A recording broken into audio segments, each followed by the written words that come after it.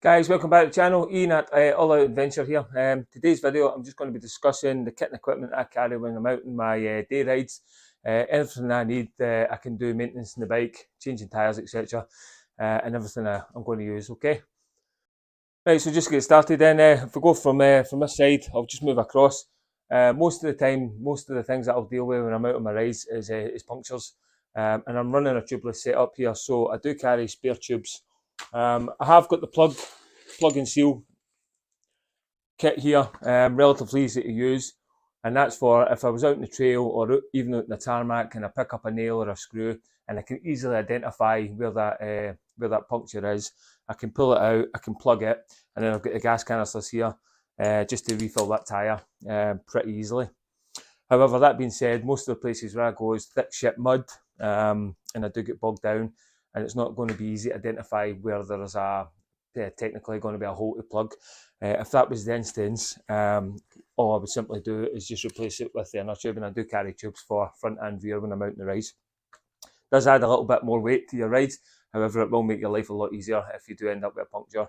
And just to dispel the myth that you cannot run a tube in a tubeless wheel set up in the rear because of the offset valve, you can, because I've done it.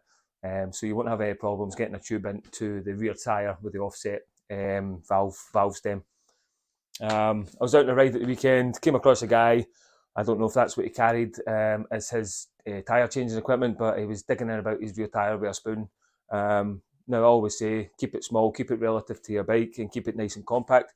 But carrying a spoon to do a wheel change or a tyre change just ain't going to cut it. So I ended up giving him a little hand with my Motion Pro tyre levers, and these are worth their weight in gold. Really easy to use and quite sturdy piece of kit. So if you're going to carry any equipment, make sure it's relative to your bike.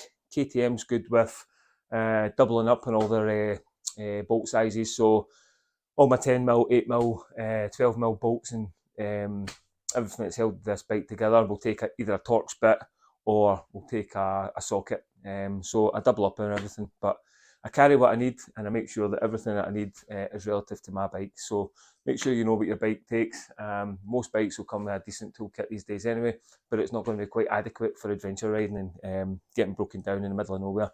You're going to need a little bit more. So yeah, I carry all the wheel changing kit that I need, spare tubes, and then I've got a plug fit and go system if I need to do it.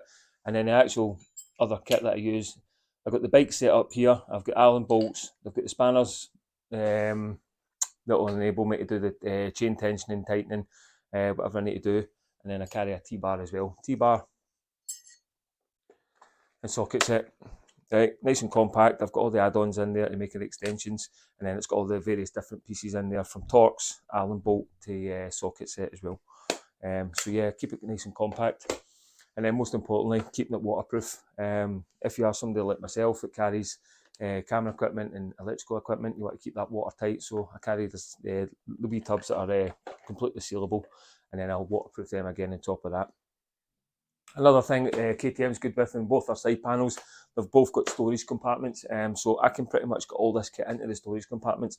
Mine is probably the gas fit tube, tyre changing piece, and the tubes, where I just stick them into my day sack. And all I will is carry a day sack with a CamelBak and then spread out the rest of the items. Maybe throw in some extra pieces of clothing, warm clothing or whatever. But yeah, that's pretty much my setup.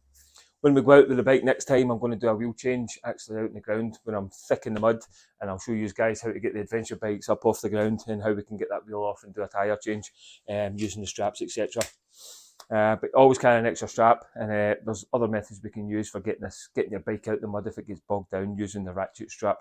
Other pieces of kit I'll carry just in case anything starts coming off the bike, bungee cord, tie it back on, and then it's good to go. But yeah, keep it relative to your bike, keep it small, keep it simple, keep it compact. But yeah, don't be carrying spoons to try and do tyre changes. It's just not going to happen. Invest in the right kit that you need for your bike, and make your life as easy as possible when you're out, but keeping the weight down. But that's my setup. I've got everything I need here, and I hope you enjoyed that video. I hope it gives you a bit of insight to what you need to be carrying. And look forward to my next video when we'll be out doing a bit of tyre changing out in the mud. So look forward to that. Thanks for watching.